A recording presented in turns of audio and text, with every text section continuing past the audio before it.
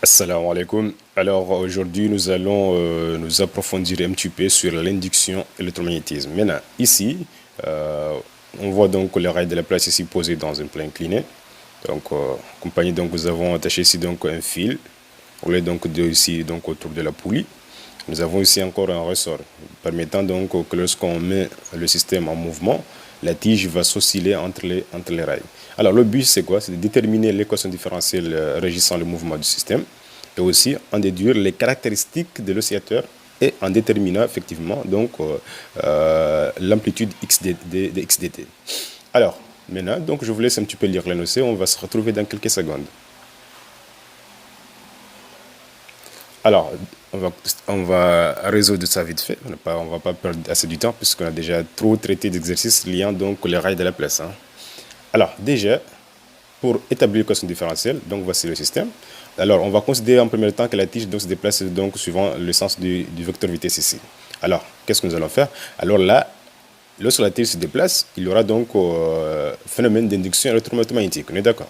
Puisqu'il y aura donc variation diminution donc de la surface implique une diminution donc du flux magnétique. Alors la force de la place va s'opposer dans un premier temps donc par rapport au mouvement de la tige. Alors après avoir fait donc un bilan mécanique, un bilan donc de force, on aura donc le système suivant. Alors déjà la tige donc elle sera soumise donc aux forces que vous voyez ici. Vous avez le ressort et puis la poulie. Donc on va étudier. Dans un premier temps, la poulie donc est en mouvement de rotation. Alors on applique le théorème des accélérations angulaires, c'est-à-dire somme des moments des forces extérieures est égale à moment d'inertie fois θ de point. Alors ici, moment du poids P, moment de R est égal à 0 puisque traverse l'axe. Donc vous aurez moins T1R plus T3R est égal à J delta fois θ de point avec le moment d'inertie de la poulie est égal à n demi mR au carré.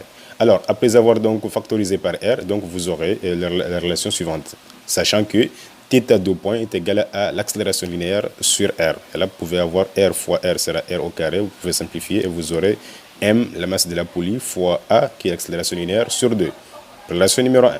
Maintenant, ici, on va étudier encore pour le ressort. Le ressort ici, donc, vous avez la relation que vous connaissez tous. Donc, ici, T2 est égal à K, qui est le radieur facteur de delta L plus X. Delta L ici étant l'allongement. X ici étant l'amplitude du mouvement, donc, du ressort. Alors, maintenant, on va étudier encore la tige.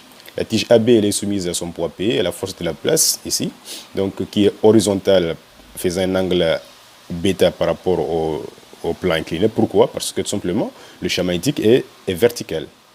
Ouais, d'accord. Si le champ magnétique était perpendiculaire entre les rails, la force de la place allait avoir le même sens que la tension T4. Alors, on projette la relation donc, en appliquant le théorème centre d'inertie suivant l'axe x', x. On aura donc mg donc sinus bêta moins f cosinus b cosinus bêta moins t4 est égal à masse fois l'accélération. On est d'accord. Donc vous tirez la tension t4 ici. Voilà l'expression. Ensuite, vous étudiez donc la position d'équilibre du système. À l'équilibre, qu'est-ce que vous aurez? Vous aurez que la tension T1 est égale à 0, la tension T3 est égale à 0, puisque la poulie ne sera pas en mouvement. On est d'accord, à l'équilibre. Alors, qu'est-ce qui va nous rester? À l'équilibre aussi, il faut savoir que la tige n'est pas en mouvement. Alors, I égale à 0. Le courant induit dans le circuit. Dans ce cas, la force de la place à l'équilibre est égale à 0, puisque ici, dans le circuit, il n'y avait pas de générateur. On est d'accord? Alors, on aura ceci. Donc, comme I est égal à 0, on aura tout simplement que T4 est égal à T2. Alors, T2 est donc X aussi, puisque le système n'est pas en mouvement. Alors, l'amplitude X ici serait égale à 0, X ici. On aura K delta L est égal à mg sinus bêta, c'est-à-dire T2 est égal à T4, puisque T1 est égal à 0, T3 est égal à 0, vous aurez que, puisque le système en équilibre, vous aurez que T2 doit être égal à T4. On est d'accord? Et là, vous pouvez avoir la condition d'équilibre qui est la suivante. Maintenant, après avoir donc trouvé la condition d'équilibre, donc vous allez remplacer remplacer ici, dans cette équation que nous avons déterminée ici, sachant que la tension T1 est égale à T2, impliquant la troisième loi de Newton, et T3 est égal à T4. Alors, vous allez remplacer donc cette relation dans cette équation, et l'autre aussi dans cette équation encore là. On est d'accord? Maintenant, sachant que mg sinus bêta moins k delta est égal à 0. Alors là, regardons, moins k delta L plus mg sinus bêta est égal à 0, la condition d'équilibre. Donc vous éliminez lorsque vous développez, vous éliminez cette équation, vous éliminez l'équation d'équilibre et après vous aurez l'équation suivante. Après vous factorisez, vous transposez tout dans l'autre côté et en factorisant par m factorisé par a, l'accélération, qui est la dérivée seconde de x par rapport au temps, n'est-ce pas, par rapport à dt carré. Alors, qu'est-ce que vous aurez? En divisant par m sur 2 plus petit m, vous aurez l'équation différentielle suivante. Alors, maintenant, donc, qu'est-ce qui reste? C'est qu'il nous reste de déterminer le courant induit. Alors, pour déterminer l'expression du courant induit, alors on va orienter notre circuit dans un premier temps donc de A vers B, de telle sorte que la force électromotrice induite soit positive. Alors, voici. Donc, si on oriente le circuit de A vers B, alors le vecteur S sera donc du sens opposé par rapport au vecteur champ magnétique. Alors, on aura ici fluide égal à B scalaire S, qui sera égal ici à moins BS cosinus bêta. Pourquoi cosinus bêta? Tout simplement parce que le champ magnétique ici, il est vertical. Si le champ magnétique était perpendiculaire par rapport au rail, donc on n'allait pas voir cela. Hein. Voilà. Donc, je vous renvoie donc dans l'exercice rail posé sur un plan incliné. Il faut regarder, on a traité un exercice pareil. Alors maintenant, donc, on peut utiliser la loi de Faraday donc, pour trouver la force électromotrice. Donc, on aura donc BL cosinus bêta. Et maintenant, on applique encore la loi d'Ohm généralisée. Donc, E est égal à RI. Et là, on tire le courant induit ici. Et maintenant, on va remplacer dans notre équation différentielle la valeur de I, qui est de BLV cosinus bêta sur R. Et là, vous aurez l'équation différentielle de la forme. Et maintenant, sachant que V est égal à la dérivée de X par rapport au temps, alors l'équation différentielle finale est la suivante. Maintenant, pour déterminer la nature du mouvement, qu'est-ce que vous allez faire? Cette équation différentielle peut se mettre sous la forme ici suivante. Et maintenant, sachant que lambda ici que vous voyez, donc est égal à ici à BL, l'expression que vous voyez ici, et oméga 0 est égal à l'expression que vous voyez ici. Donc, lambda ici étant ici qu'on appelle le coefficient d'amortissement, oméga 0 étant la pulsation propre de l'oscillateur. Et maintenant, pour savoir la nature du mouvement, il faut calculer le discriminant réduit ici, qui est égal à lambda carré moins oméga 0. Oméga 0 qui est ici la pulsation propre de l'oscillateur. Alors maintenant, on calcule lambda, et vous calculez aussi lambda au carré, et vous calculez aussi donc oméga carré. Donc, qu'est-ce qu'on va constater? On constate tout simplement que oméga 0 carré est supérieur par rapport à lambda carré. Donc, conclusion, vous avez ici donc un mouvement oscillatoire donc amorti. Si delta prime était égal à 0, donc vous dites seulement que vous avez un régime qui est critique. Le moment où delta prime est supérieur à 0, vous avez un régime qui est apériodique. Alors ici, nous avons un régime pseudo-périodique parce que delta prime est inférieur à 0. Alors, voilà, question réglée. Pour la question suivante, déterminer l'ensemble des caractéristiques de l'oscillateur. Alors, pour ce faire, donc déjà, vous avez l'équation différentielle qui est là. On a dit que le régime est pseudo-périodique. Alors, la solution de cette équation différentielle de la forme x dt est égal à xm, qui est l'amplitude maximale, exponentielle de moins lambda t, cosinus de oméga t plus phi. Oméga ici étant la pseudo-pulsation. Phi ici étant la phase, à l'instant t égale à 0. Alors maintenant, donc, vous pouvez déterminer la valeur de la pseudo-pulsation par cette relation qui est déjà connue.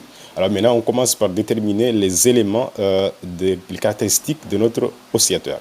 Alors maintenant, on peut d'abord déterminer la pseudo-périodique, qui est donnée par la relation T est égale à 2pi sur oméga. Oméga ici, qui est ici la valeur de la pseudo-pulsation, qui est égale à racine carrée de oméga 0, donc au carré moins lambda carré. Et à partir de là, on a calculé oméga 0, on a calculé lambda au carré. Donc, vous pouvez calculer la valeur de la pseudo-périodique. Maintenant, on peut calculer encore la pulsation propre donnée par cette relation. On l'a déjà donnée dans la question numéro 1. Alors, vous pouvez aussi effectivement donc simplement prendre que oméga 0 carré est égal à 166,67. Vous pouvez l'élever au carré et trouver la valeur de oméga 0 qui est de 12,91 radiens par seconde. Ensuite, vous calculez encore la valeur de la pseudo-pulsation. Donc, déjà, vous connaissez la pseudo-périodique, donc qui est de 0,49 secondes. Et là, vous pouvez déduire la valeur de oméga, en prenant que oméga égale à 2pi sur t. Là, vous trouvez 10,65.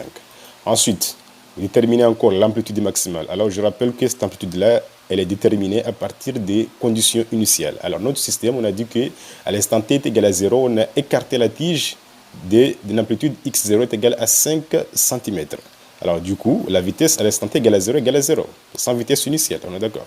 Maintenant, à partir de là, la formule donc, nous permettant de déterminer l'amplitude maximale est la suivante. Là, vous calculez, vous aurez une valeur de 0,060 m. Alors, je vais essayer de vous laisser peut-être un cours en description que vous trouverez. Peut-être que vous allez avoir la démarche classique pour résoudre ces genres d'équations différentielles, lorsque vous avez des équations différentielles dont le régime est pseudo-périodique, je vous laisserai donc le lien dans la description. Donc déjà l'exercice et en même temps aussi le cours en dessous. Alors, question suivante, c'est de déterminer la phase. Alors pour avoir la phase, c'est-à-dire c'est parmi les caractéristiques de l'oscillateur. Alors pour la phase, donc même chose, la formule est la suivante, tangente de phi est égale à moins lambda sur oméga, c'est-à-dire lambda étant le coefficient donc d'amortissement sur la valeur de la pseudo-pulsation. Et là, vous aurez donc une valeur de moins 0,0365. Alors, il faut savoir que pour avoir cette valeur-là, il faut que la valeur de phi, la phase, soit en radian, exprimée en radian. Alors, dans votre machine, vous marquez donc tangente moins 1 donc, de moins 0,0365, mais réglez votre machine en mode radian pour que la valeur soit en radian, la valeur finale. Alors, ensuite, on a tous les caractéristiques composant donc la valeur de l'amplitude x dt. Et là, maintenant, on peut déterminer la valeur numérique de x dt.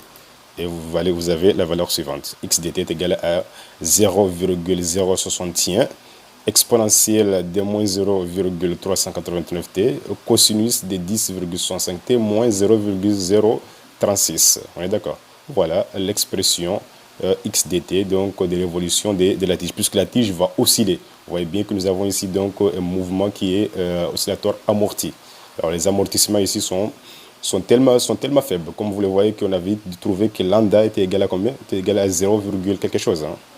Voilà. Donc sur ça, je vous remercie et je vous laisserai donc le lien pour cet exercice-là dans la description. Et n'oubliez pas donc voilà, de poser vos questions si c'est nécessaire, ou si ce n'est pas le cas, bon, là, il n'y a pas de problème aussi. Allez, à la prochaine, Inch'Allah.